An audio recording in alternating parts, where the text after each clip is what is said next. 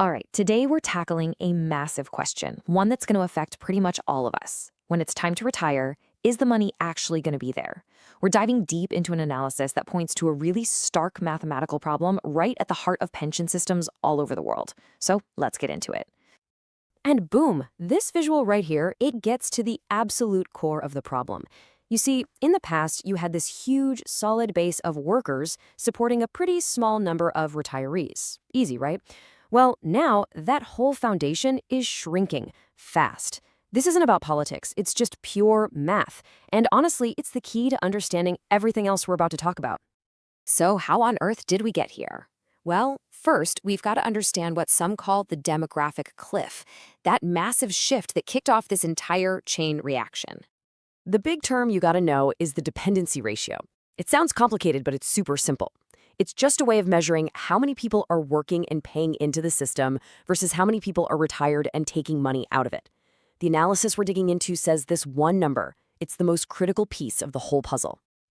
And this is where it gets kind of wild. Look at how fast this has changed. Back in the 1950s, things were comfortable. You had 16 workers for every single retiree. Today, we're at less than 3. And the projection for 2035 is even worse, just 2.3 workers. You can literally see that demographic cliff right here in these numbers. Okay, so a shrinking base of workers is a problem. We get that. But what does that actually mean for our wallets? Well, this is where the demographic shift turns into a financial storm. And trust me, the numbers are absolutely staggering. The analysis points directly to the World Economic Forum, which estimates the global pension funding gap is going to hit $400 trillion by 2050. I mean, just let that sink in. 400 trillion. That is 4 times the size of the entire global economy today. It's a number so huge it almost feels fake. But believe me, the consequences could not be more real. And if you want to see how this could actually play out, the analysis uses the U.S. Social Security system as an example. The projection says that after 2035, the system will only be able to pay out what it takes in from current taxes. And what that means is an automatic benefit cut of around 17% for everybody.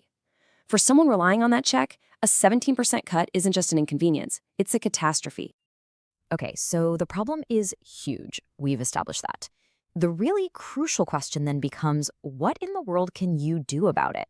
This is where the analysis makes a really important turn, away from the global crisis and toward a personal game plan. Now, this is where the analysis drops a bit of a bombshell with this quote. The argument it makes is pretty provocative. It suggests that in this new world we're living in, becoming a millionaire isn't about being rich anymore. It's about setting up the absolute baseline for financial survival. It's the new starting line, not the finish line.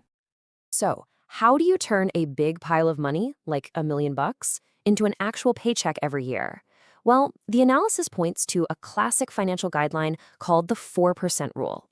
The idea is pretty simple. You can safely withdraw 4% of your invested money each year, and in theory, your nest egg won't run out because your investments will keep growing. So on a $1 million portfolio, that gives you about $40,000 a year to live on. I know, hitting that $1 million mark can feel totally impossible, but you know what? This is where compounding becomes your absolute best friend, your superpower.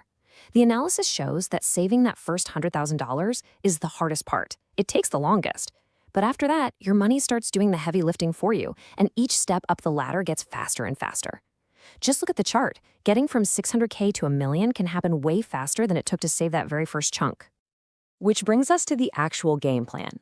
The source material doesn't just scare you with big numbers. It lays out a specific step-by-step strategy for building what it calls your own personal pension replacement.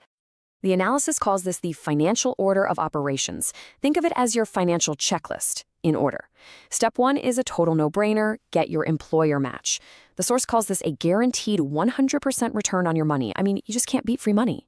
Step 2 is to fund a health savings account, or HSA, which is described as a triple tax weapon. Why? Because your money goes in tax-free, it grows tax-free, and it comes out tax-free for medical stuff. It's amazing. Only after you've done those 2 things do you move to step 3, maxing out your other retirement accounts like an IRA or 401k.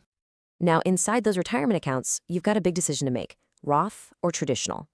The source suggests that for younger investors, a Roth account is often the better bet. You pay the taxes now while you're in a lower tax bracket, and then all your withdrawals in retirement are tax-free. On the other hand, a traditional account, which gives you a tax break today, is often better for people in their peak earning years who are looking to lower their taxes right now. So, we've got the numbers, we've got the strategy, but the source argues that none of it, absolutely none of it, matters without this last, most important piece, a fundamental shift in how you actually think about money. And this slide just nails that core difference. Are you a saver or are you an owner? The analysis says a saver trades their time for money, hoards cash, and just hopes the system will take care of them. But an owner trades their money for freedom.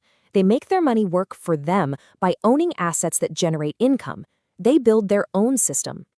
And really, this quote from the analysis just sums it all up, doesn't it? The goal here isn't just about getting rich. It's about becoming free from a system that, if you look at the math, is under an unbelievable amount of pressure. It's all about building your own financial security. And that leaves us with one big final question to chew on. As these huge old-school systems built for a different world face these brand new realities, does the responsibility for your own financial future ultimately fall back on you? It's a powerful thought, and maybe the most important takeaway of all.